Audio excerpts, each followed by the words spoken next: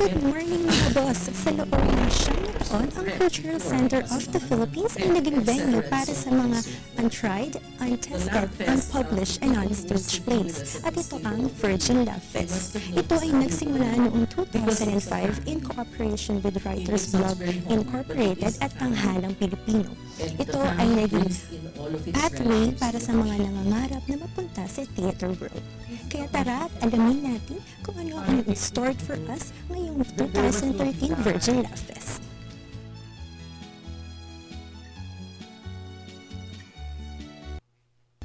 What is Virgin Love Fest all about? Virgin Lab Fest is a festival of untried, unstaged, unpublished works by Filipino playwrights. So it's the only playwrights festival in the country. This started in 2005 by the pioneer, Roddy Vera, who was then the head of Writer's Block, and Herbie Go, who used to be the artistic director of Tanghalang Pilipino, and Jose Estrella. Nag-blossom siya from a collaborative process nila in Tokyo, Japan.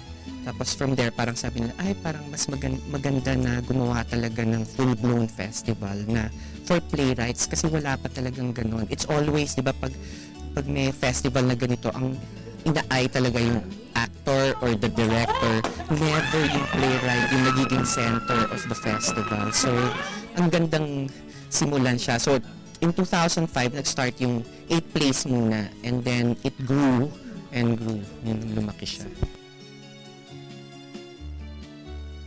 I overheard kanina na from a stage manager, you became a director. So how was it? Like, paano yung transition mo from a stage manager to director?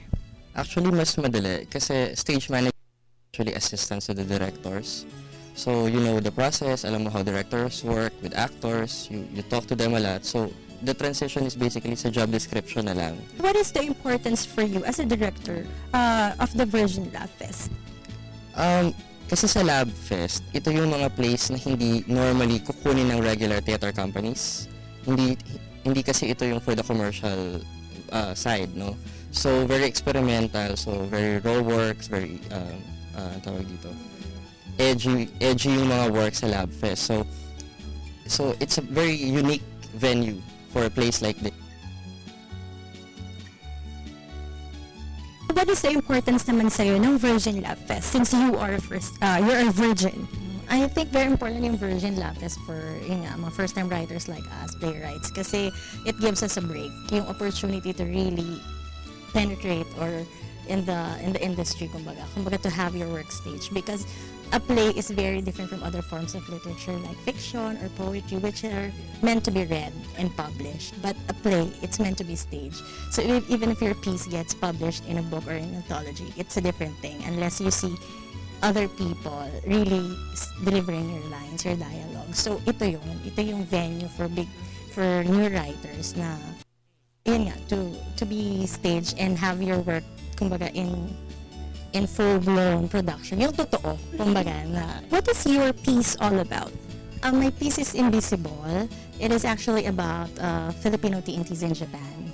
So, very close to the heart actually. It's very familiar theme that has been continuously been written in the past years. But I think kasi na this issue is still existing, na nandyan lang siya lagi. Yung issue ng mga OFWs, yung issue ng mga nagtatago, yung issue na they become invisible to a lot of people, to a lot of things. So, basically yung something that is so familiar and close to us, sometimes hindi na natin pinapansin because we know that already. It's so familiar to us, but we need to like document them in our literature or in our art so that we really get to synthesize what is really happening and what is the issue all about.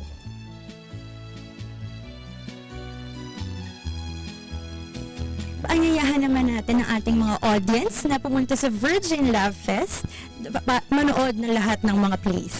Inaanyayahan po namin kayong lahat na manood ng Virgin Lab Fest, the Unstaged, Untested, Untried Festival of New Works. June 26 to July 7 sa Tanghalang Jose Batute Cultural Center of the Philippines. I'll see you there. Yeah. Right. You guys name it after my great-great-grandfather. Yes. Yes, and then uwi kami na. Yes. Oh, yes! Yes! No! No! Ito ay isang malaking oportunidad para sa lahat ng mga baguhang artists to create an art. Kaya everyone is welcome and given a chance. Kaya supportahan po natin ang ganitong mga proyekto because this will be the future of the Philippine Nailing Karagay para sa Cultural Review.